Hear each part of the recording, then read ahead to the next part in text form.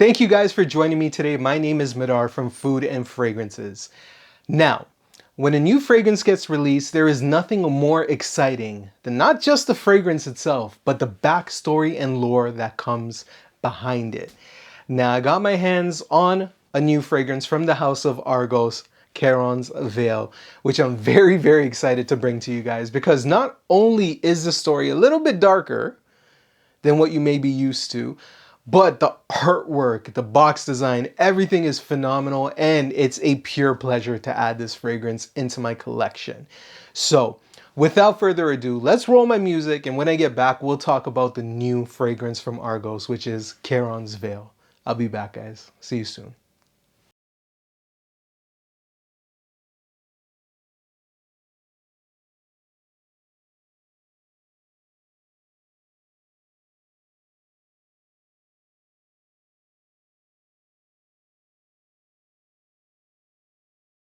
Again for joining me. We're going to be talking about Argos's CHARONS VAIL, the ferryman, the river Styx, the eternal passage into the afterlife. This is the man that's responsible for it. Well, at least the fragrance. And use your imagination here because, again, as dark as the story is supposed to technically be, there is beauty in the passing to the afterlife, the peace, the love, right? It's something that is really well represented in this fragrance. So, without further ado, let's start off. We'll talk about the packaging that we got the fragrance in. So the packaging with the fragrance is phenomenal. So let's take a look at that. One thing that I love about Argos is everything. Their packaging is top tier. You know, even though you're looking at something that's just a cardboard box, you're getting a wonderful iteration of a painting. This is absolutely phenomenal. The detail to it all around the box is absolutely wonderful. This is something I think probably one of their best paintings or one of their best artworks, renditions that I've seen, and I have pretty much all of them. I think to me, when I got this, my mind was blown at just the pure quality of how beautiful this box looks. So kudos to Argos for doing this because I'm telling you, for me personally, when I get a fragrance, it's all from the moment that you get the fragrance, that unboxing experience. And even though I've robbed you guys of the unboxing experience because I did it myself off camera, I enjoyed it tenfold, thoroughly. I think it's something that, you know, you feel encouraged. You open up the box, you pull out the other box, and you got a story inside, which is a really fantastic read. And then you get to the fragrance, and then it makes sense. So kudos to Argos for the packaging. I really love the art that they have. And I personally, if it was up to me, I would have a ton of these, a lot of the paintings that they have on their boxes on my wall because I do kind of like it. I do really love it. So never let that fail, Argos, honestly. But we'll talk about the box over here. Now, this is the box that the fragrance actually comes in. And when you open it up, you're going to see that's where the slot is, where the fragrance comfortably sits, and you get a wonderful story over here. Very, you know, regular when it comes to Argos fragrances. Really nothing spectacular. I do kind of like the all black on this, but I would have liked a little bit more color. But I mean, at the end of the day, this is awesome. You open it up, it's very well built, it's very nice and secure. The fragrance is very nice and secure, which is the most important part. And again, you get a little bit of a story when it comes to here with a note breakdown, which is awesome. Because then you get, you know, you get that spray it, you get to, you know, kind of imagine it and see where it's going. Plus you get a little bit of a playground where you get to kind of, you know, see if you smell the notes and what you smell and the combinations. Really awesome. So kudos to them for the box and keeping consistent with that. But I think let's move on to the actual, the best part of it. Now to me, this fragrance is the first one that I have in a frosted bottle like this. And the plaque, the bottle quality, the cap, metal, beautiful everything. It is to me a little bit of a fingerprint magnet, which you can just wipe off and it just restores back to itself. If you guys have the option of doing the engraving, maybe consider doing the engraving for a personal touch. I think the engraving is actually really awesome. Looks really nice on this type of bottle. You know, highly do recommend it, but the details in this plaque is just stunning, stunning. The color representation, the imagery is amazing. The skull hanging off of the boat with the lantern, and the money, like it's crazy. This is detail. This is attention to detail. I can't even imagine what it took to bring this into production. It's absolutely wonderful. And to me, the frosted glass design is cool. It's nice.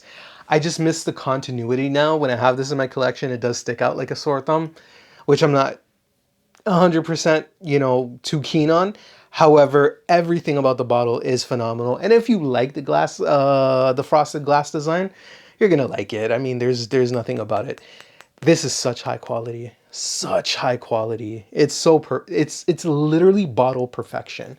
And the atomizer, I'm gonna put this here. Oh my goodness.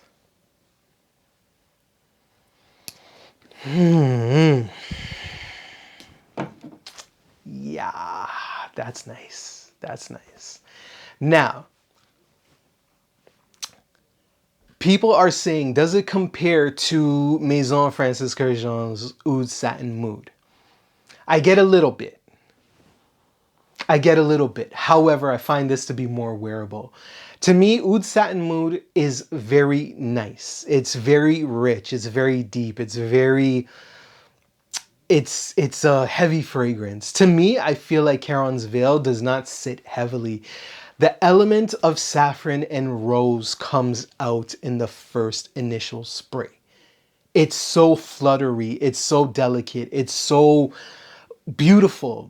It's one of those fragrances, to me, if you're talking about the story of Charon's Veil, I think it sensitizes what life is, the beauty of life before the passing, the moment of realization, where you start saying, damn, you know, a lot of things that I got to experience was phenomenal and amazing, and I'll miss it type of ordeal. That's kind of where the thoughts go.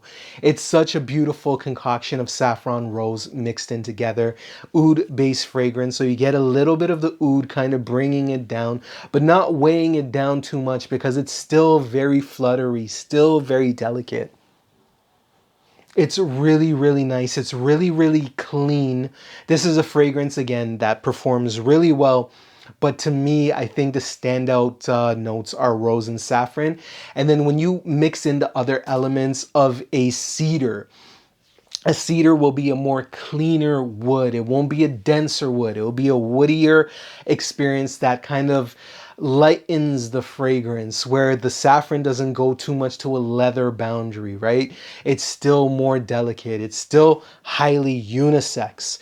I think this would be perfect on either gender. It's just absolutely, absolutely stunningly wonderful. It's such a celebration of life that I absolutely appreciate in a fragrance.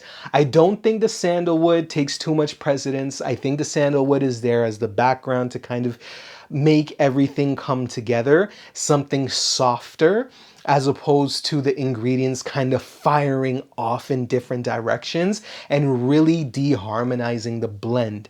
This is a very smooth fragrance, a very amazing application. I think if you're into the more saffron rose type of fragrance that has a little bit more flutteriness to it, a little bit more delicacy to it, with a little bit of an earthyish background to it, I think this fragrance is very, very well done. Again, the cedar, I'm a huge fan of, because now when you introduce the patchouli, it lends a little bit more sweetness to it, but it still has a bit of that earthier depth to it, with that oud still being the canvas that is bringing everything in. And it's still kind of giving a lurking darkness to the fragrance, which is yet to come. This fragrance morphs and it transitions. So you get this beautiful life-like opening, this liveliness opening, which is very, very well done. And just, it really brings your mood higher. It elevates your mood. But then when it transitions, you get a little bit more darkness, you get a little bit more earthiness in the patchouli, and the cedar's still there with the woodiness. It really dries down to something more, I'd say, comfortable. And I think that's where Oud Satin Mood strays away. And not hating on Oud Satin Mood, I do think it's an absolutely wonderful fragrance, especially in cooler weather, just like this is.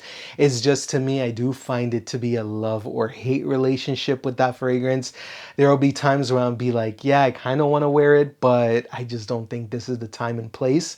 CHARONS VAIL, absolutely different. It seems like almost any time, any place is good to go. You're looking at daytime, I'd be more than happy smelling this on somebody. Nighttime, date night, this would be a banger. This would be, I know what I'm doing, I'm well put together, I know what I'm here for type of fragrance. I'm here to impress, are you not entertained? Type of fragrance. That's what this is like. I think it would work well in summer because, again, it does have a little bit of that lightness from the cedar wood, which is really, really nice. The sweetness isn't cloying. It isn't in your face direct. You got labdanum in there, you got patchouli in there, and then you got oud, but the oud is not dank, it's not stinky, it's not unwearable, it's very, very friendly. You know, summertime, I do see this really, really taking off. But when you're talking about winter and fall, you're talking about a superstar. Yeah. You're talking about a superstar. I think this fragrance in winter and fall is the most ideal moment in time to wear this fragrance. Summer, I still think you'd be friendly. It'd be an all year rounder. I just think in cooler weather, absolutely banger of a fragrance. This one would be something that would take off. Again, I do find this one to be really, really well done, to the point that I was struggling when I was putting it in my collection, because for my Argos, I actually arranged them in how I like them. So meaning that my number one Argos will be my number one. Then it'll move all the way to the end, which would be, I don't want to say my least favorite, but just, you know, something that I may not be moved by too much.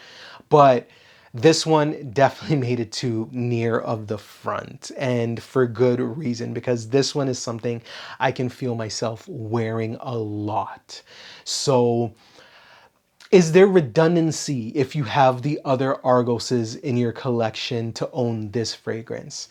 I think the closest thing that I could see this kind of come to would be Love Triumphs Over War. That same flutteriness, that same delicacy with the rose saffron type of combo in this one. But no, again, this strays so much more differently. There's this kind of curveball to the fragrance that it's like, yes, it's going that way, and then it swoops around and it comes back to CHARONS VAIL. And again, I think it's that oud combination in the fragrance that really sets this afar. So in my opinion, no. Is it redundant to have? No. This is an absolute banger. To me, this moved into my top 3. And again, for me, I think cemented right now is Nemean Lion. Personally, and I know, again, it's my personal preference. If you remove Nemean Lion, then Triumph of Bacchus, I think, is number 2. I think this one will come in as number 3, and then it's a free for all. I think Sacred Flame was there, Love Triumphs Over War is there. So I think it slots like in the upper tier of Argos fragrances. And it's something that, in my opinion, I think it's a must sample, at least. And then you make your decision based off of what you do. What I really, really enjoy about this fragrance, again, is everything presentation-wise, everything in terms of scent-wise. I think the whole package of getting an Argos fragrance is absolutely phenomenal. It's a treat to yourself. And they give you a wonderful treat with a atomizer, a travel spray, which you can pump from whichever fragrance you choose. They have a multitude of designs. I think 3, sorry, not multitude, but they have 3 designs which you can choose from. And the quality of the atomizers are phenomenal. Pure, metal, beautiful design. Very, very happy with the package. Again, I purchased my CHARONS Veil. I got the atomizer with it because I think they had a promo or a deal with it. And I'm very happy I took the plunge because, again, for me, I did my part in collecting as many Argos as I can. Now to add one when they release it doesn't hurt too much, so it kind of makes a little bit of sense for me. But if you're a fan of the rose saffron, I definitely, definitely, definitely recommend trying this fragrance out because it's so wonderful. Now, in terms of the performance, the fragrance absolutely performs well. And again, it's something that's going to take you through multiple phases in the fragrance wearing journey. Once that opening kind of settles down, the rose and the saffron kind of fade away, you get left with this wonderful earthy like sweetness with it, woody like sweetness with it, with still a bit of rose and saffron fluttering in the background. You got that sweetness from the labdanum, which is wonderful. But again, the earthy notes in here are so good. It's so high quality. It's so warming. It's so comforting.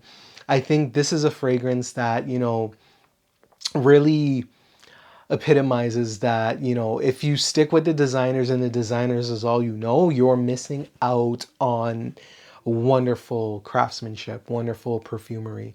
I wouldn't be worried too much about getting redundant when it comes to oud, satin, mood in this. I think this, again, wears completely differently, dries down completely differently. I think the dry down is absolutely wonderful to the point where you get, again, just a wonderful earthiness. And I think that's coming from the patchouli. It's like a little bit of a greenness in the background, almost foresty green, but not really in your face punchy. It's just a little bit just to kind of round everything together. Performance, to me, I got 8+ hours on this. If I'm not mistaken, I believe it's an extrait. I'll just double check.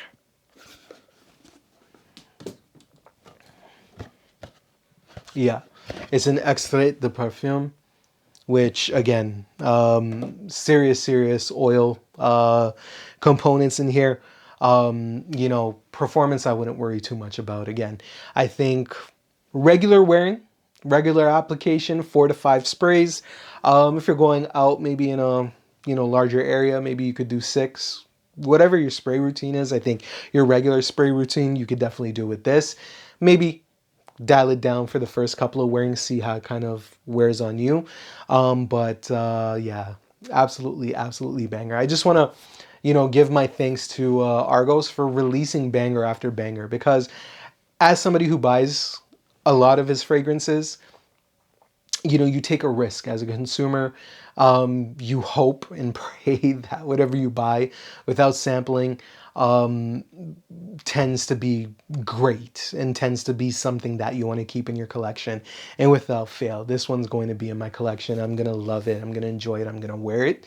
It's just, unfortunately, when you're a small-time YouTuber, you kind of have to, buy things to keep up. But I'm happy it worked out.